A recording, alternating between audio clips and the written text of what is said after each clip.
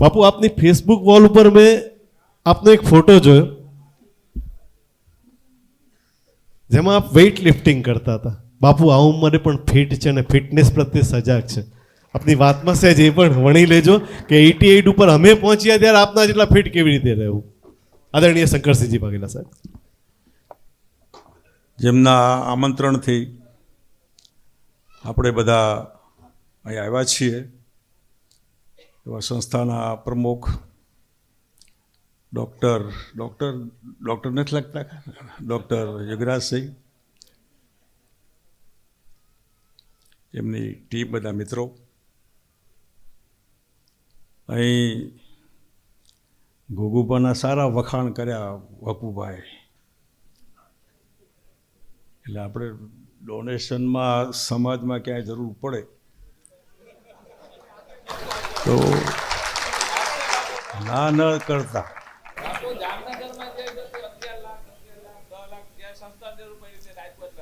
એટલે મારા ધ્યાનમાં આવ્યા, હવે જોજો તમે.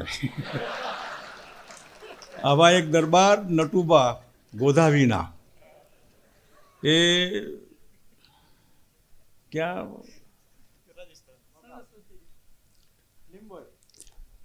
ના ત્યાં હરદ્વારમાં આનંદનાથજી મહારાજ છે, એમને બનાસકાંઠા જિલ્લાના સમાજ માટે, શૈક્ષણિક સંસ્થા માટે એક કાર્યક્રમ રાખ્યો હતો. એમાં નટુબા વાઘેલા ગોધાવીના આવ્યા હતા. મેં કીધું બાપુ કંઈક થઈ જાય તો ભલે. 1 કરોડ રૂપિયા. પછી મને પૂછ્યું, મેં કીધું બધા એકડા રાખો ને હવે એમાં, એટલે 11 લાખ રૂપિયા, 1 કરોડ 11, 1 મિનિટમાં 11 લાખ. કીધું બધા એકડા રાખો તો ભલે એકડા. એટલે આ નટુબા સાહેબનો દાખલો, એટલે ગોગુબા આપણે એટલું લાંબુ નહીં કરીએ, જે જ્યારે જરૂર પડે ત્યારે. એમાં આપણા કેશવસિંહભાઈ સોલંકી બહુ સારા સાહિત્યકાર, કવિ,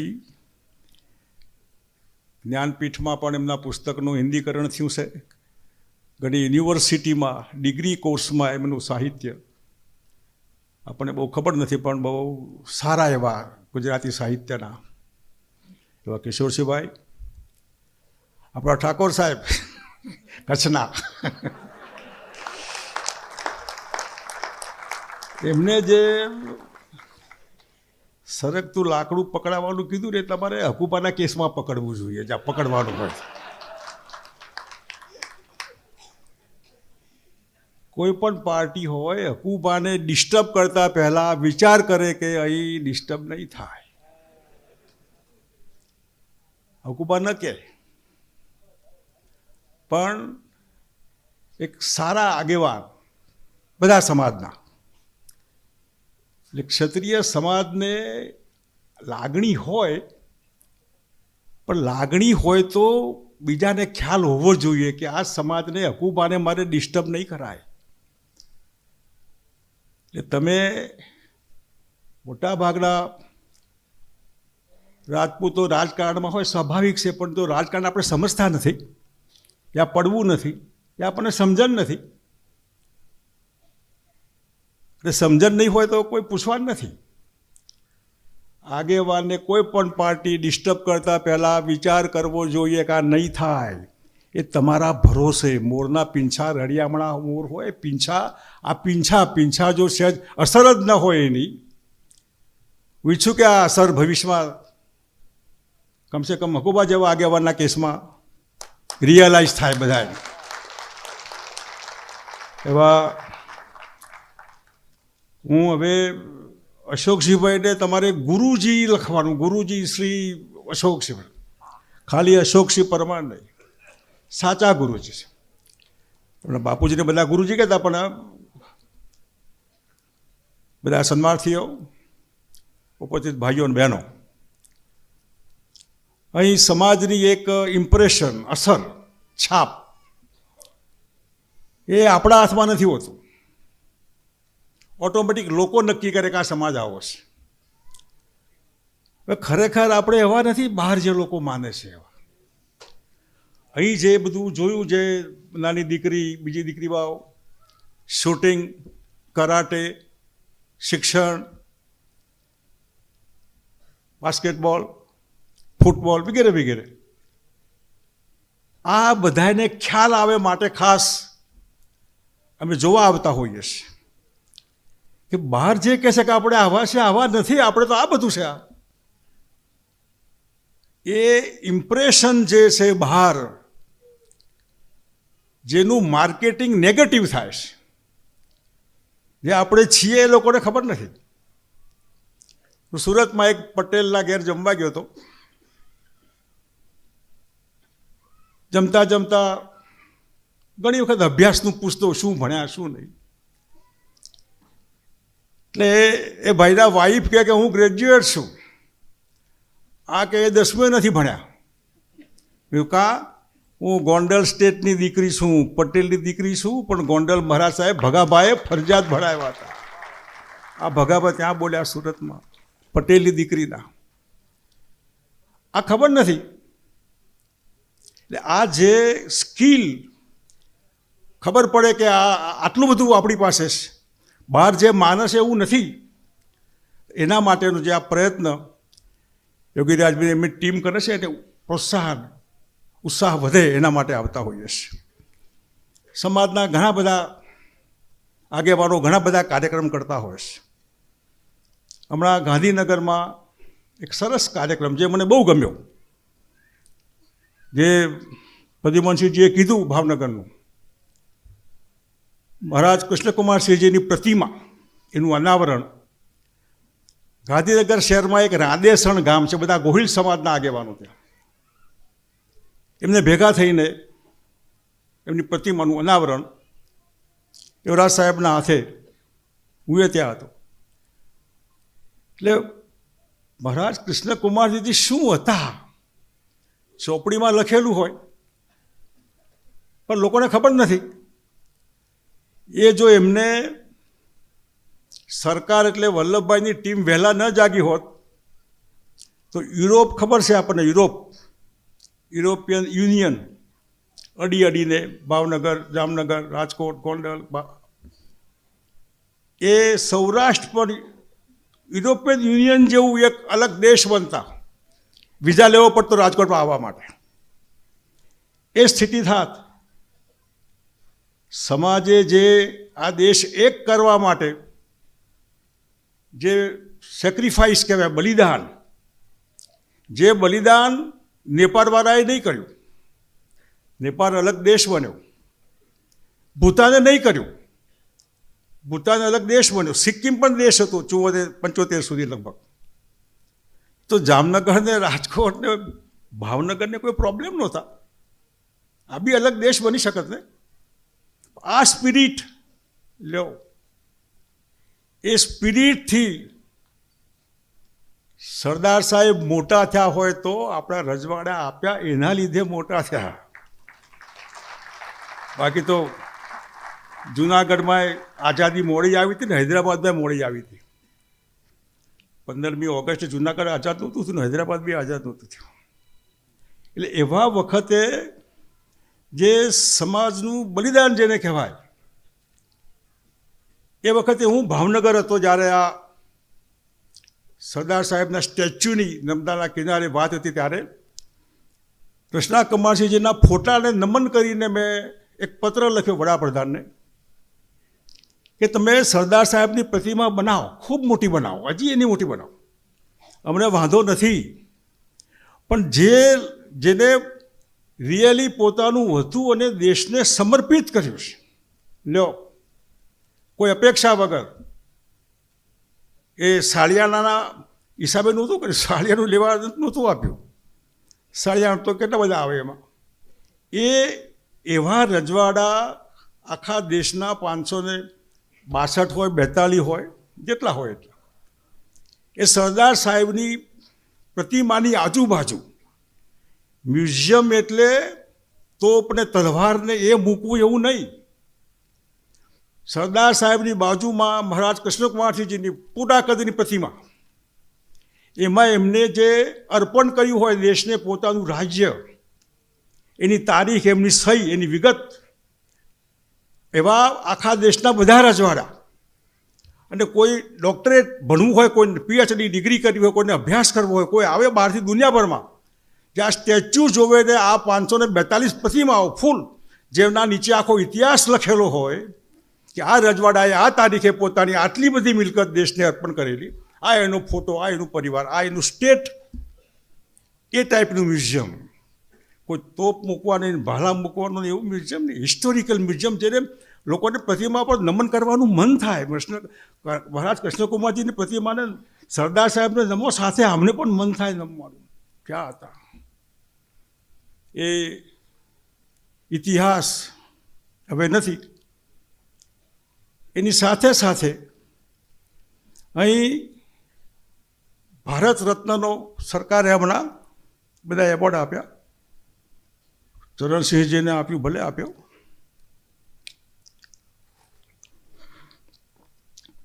નરસિંહ રાવને બી આપ્યું.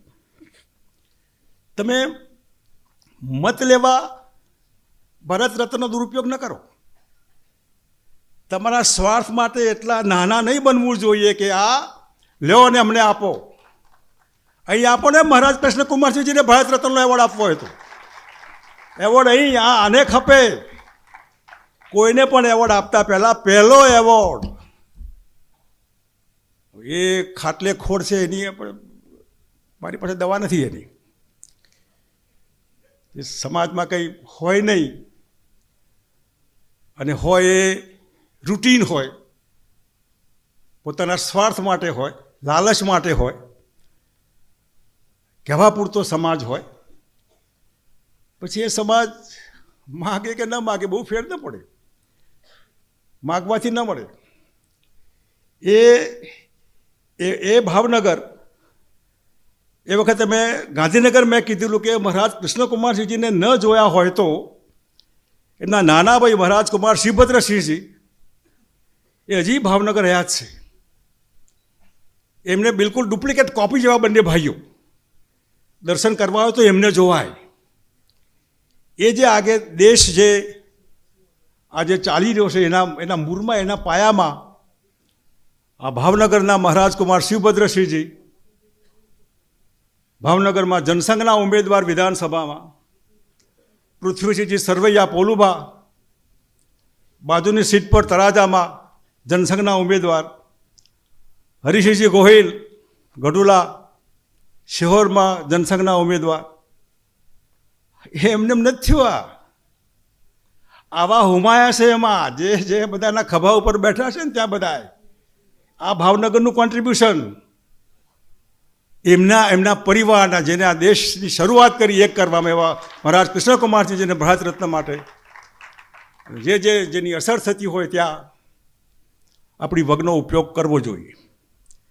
અને અલ્ટિમેટલી જે મહારાણા પ્રતાપ નામ આપ્યું છે તમે સંસ્થાનું, જે કારણો હોય, મહારાણા પ્રતાપ વિશેનું મંથન, મનોમંથન, એના વિચારોનું. શું મહારાણા પ્રતાપ એટલે ભાલાવાળા, બખ્તરવાળા ને અકબર સામે લડ્યા ને એટલું નથી. આ મહારાણા પ્રતાપ એમને મહારાણા નથી. એ જે આખું લોકોને જુદું સમજાવવા છે, હકીકત જે છે,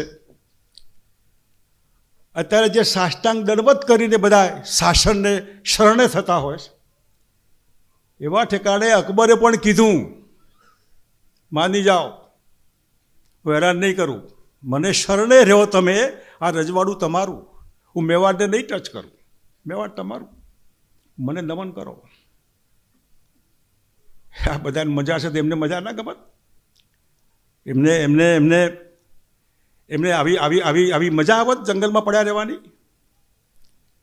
આ મહારાણા પ્રતાપનો દાખલો હું 75-76માં ઇમરજન્સીમાં જેલમાં હતો ત્યારે 50 વર્ષ પહેલાં જે કાર્ય કરતા 20 મુદ્દાનો કાર્યક્રમ કરીને જેલમાંથી છૂટવા માટે શાસનને સાષ્ટાંગ કરે એને બુસ્ટઅપ કરવા માટે હું પત્ર લખતો. એ પત્રમાં હું દાખલો આપતો એ દાખલો મેં મહારાણા પ્રતાપનો આપેલો કે તમે તો પથ્થરનું ઓશીકું નથી કરતા, તમને તો ઓશીકું મળે છે. તમે ઘાસની રોટલી નથી ખાતા, તમારા બાળકના હાથમાંથી આવો રોટલો ભૂખ્યો કોઈ બિલાડો ઝડપીને નથી લઈ જતો. તમે તો મજામાં છો, જેલમાં છો પણ મજામાં છો. આ મહારાણા પ્રતાપનું જીવન તમે જુઓ. આવા દાખલા આપીને બુસ્ટઅપ કરવા માટે હું મહારાણા પ્રતાપનો આ દાખલો. એ મહારાણા પ્રતાપ જે સરેન્ડર નહીં થયા, હિન્દુ મુસ્લિમ મારી સમજણ બાનું છે કે એમાં મહારાણા પ્રતાપ હિન્દુ, અકબર ઇસ્લામ મુસલમાન, લડ્યું કોણ? અકબરનો સેનાપતિ મુસલમાન ને, અરે મહારાણા પ્રતાપના સેનાપતિ મુસલમાન, અકબરના સેનાપતિ ક્યાંથી આવ્યા હતા? એ કોના સારા સાહેબ હતા? અહીં ક્યાં હિન્દુ મુસલમાન આવ્યું? આ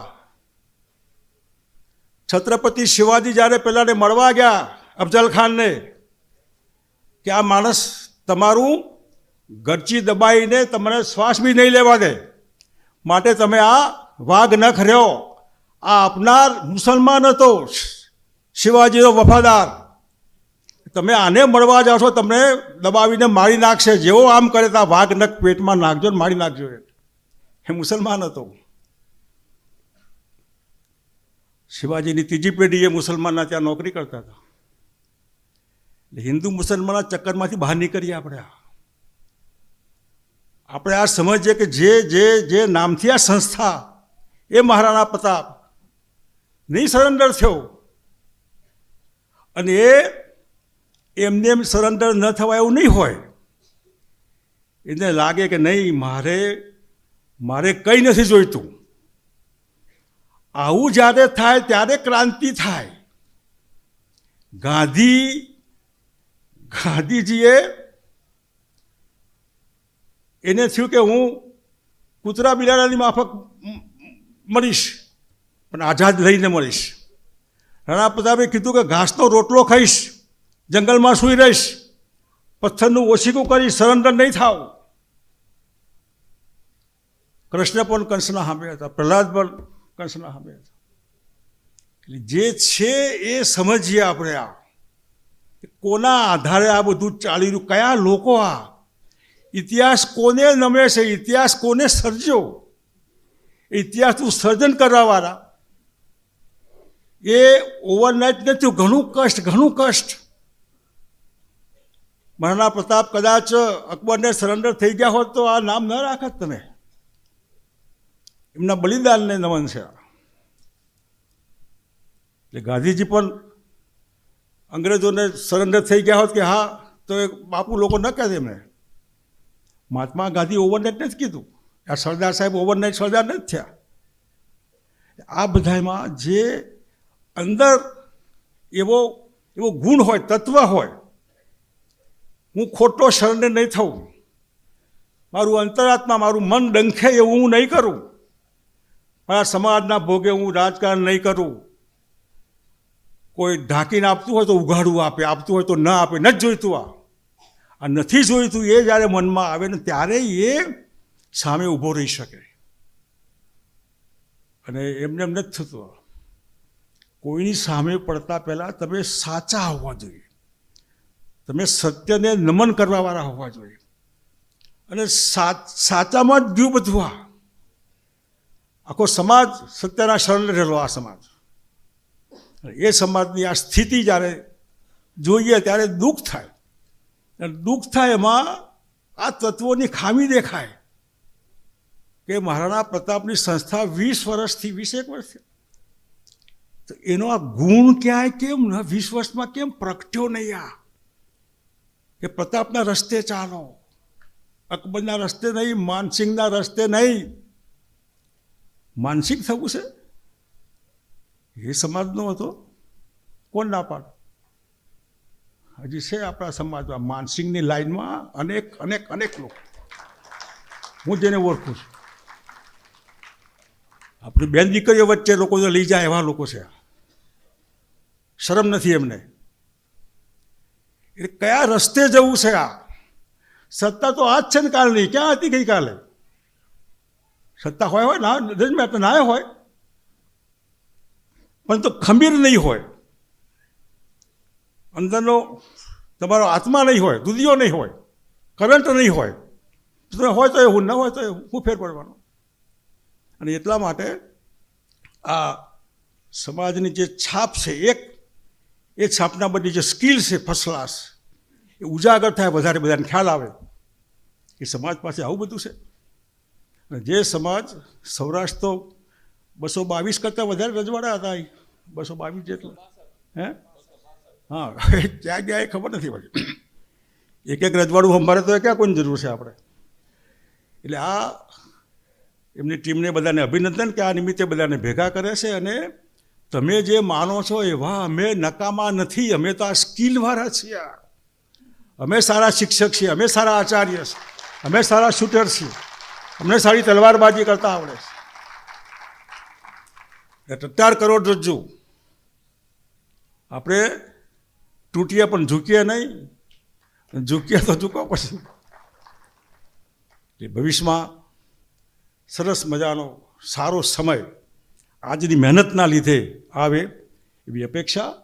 અને સરસ મજાની દીકરીઓનું પણ આપણે જોયું તો એમને આપણને લાગે કે આવતીકાલનું ભવિષ્ય. કરાટેવાળા હતા નાના મજાના. એટલે એ સ્કિલ છે આપણી, એ સ્કિલ બધાને ખબર પડે. અને એવો ઇતિહાસ તો નહીં, પણ જે આજે છે એના કરતાં સારી સ્થિતિ આવે. તમને કોઈ પૂછે નહીં કેમ ચાલે, તમને કોઈ પૂછે જ નહીં હું કામ જાનમાં આવ્યા છે. રિસાવ થોડા, તો કોઈ પૂછે કે જમવા આવો કે ના નહીં જમવું, તો એટલું તો કરો. હા, નોન એન્ટિટી તમે લોકો હોય તો એવું, ના હોય તો પછી લૂણ નથી ઉતારો વરરાજાની. ઉતારજો બધા જે પાર્લામેન્ટમાં ઊભા હોય અને આમ કરી લૂણ લે. થોડું અંદર હોવું જોઈએ, કે થવું જોઈએ કે આ બરાબર નથી. આ બરાબર ના હોય એને ખબર પડવી જોઈએ કે આ બધાને તકલીફ છે. આ મેં મારું ચલાવીને મેં મેરિટ્સને મારી નાખ્યા, લાયકાતને મારી નાખીશ. લાયકાત મેરિટ્સ નહીં મળવું જોઈએ. ચમચાગીરીમાં મેરિટ્સ નહીં મળવું જોઈએ. ચમચાગીરીમાં મેરિટ્સનું ખૂન થતું હોય. મેરિટ્સનું ખૂન નહીં, મેરિટ્સ કાયમ રહેવું જોઈએ. એવું મેરિટ્સ કાયમ રહે એવા ખૂબ માતાજીને પ્રાર્થના કરીને ફરી પાછું જ્યારે મળવાનું થાય ત્યારે જોઈશું. આપ સૌનો આભાર. જય માતાજી.